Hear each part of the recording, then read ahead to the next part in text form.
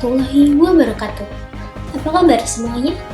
Bertemu lagi dengan saya Suci Ramani yang akan menemani Anda dalam 5 menit ke depan dalam acara Berita Terkini.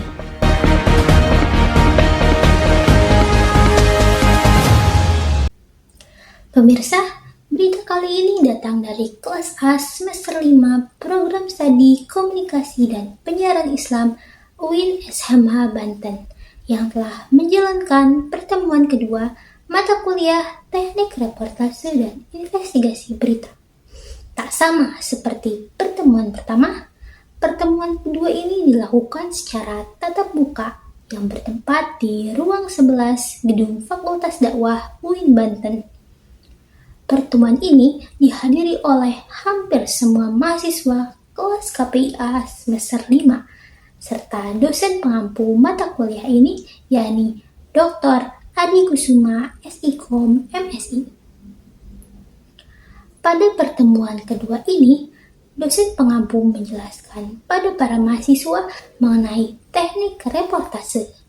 Sebelum itu, dosen terlebih dahulu mengulas kembali mengenai berita, mulai dari pengertian berita, jenis-jenis berita, hingga nilai-nilai dan syarat-syarat yang harus ada pada berita.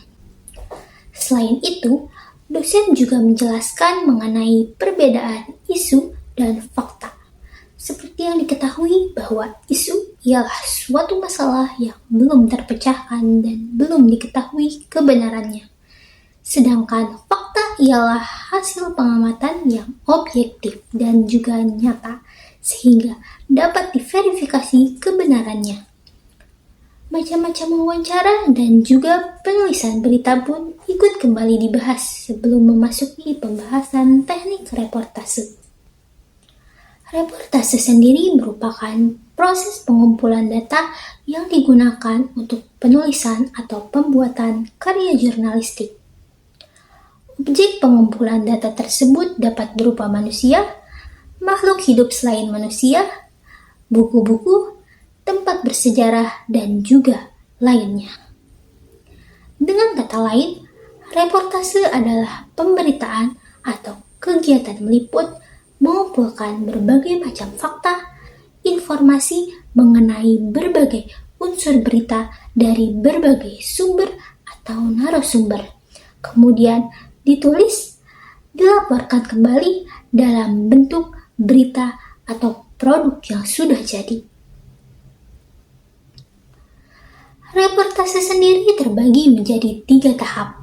Tahap pertama ialah tahap praproduksi, yakni perencanaan liputan dengan merancang dan mendesain liputan yang kemudian dirapatkan pada rapat proyeksi yang dipimpin oleh penanggung jawab media.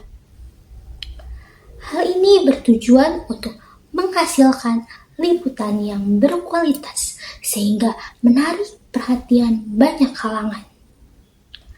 Tahap kedua ialah tahap produksi, yakni dengan melakukan wawancara pada narasumber yang diperlukan. Cara mewawancarai narasumber ini bisa dengan menghubunginya secara langsung ataupun menghubungi orang terdekatnya terlebih dahulu.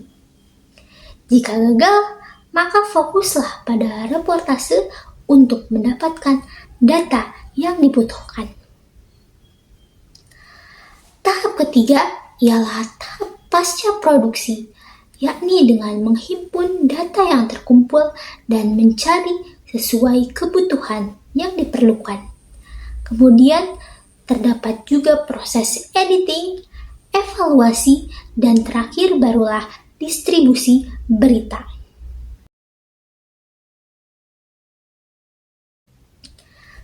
Baiklah, setelah 5 menit saya menemani Anda dan saatnya saya untuk undur diri.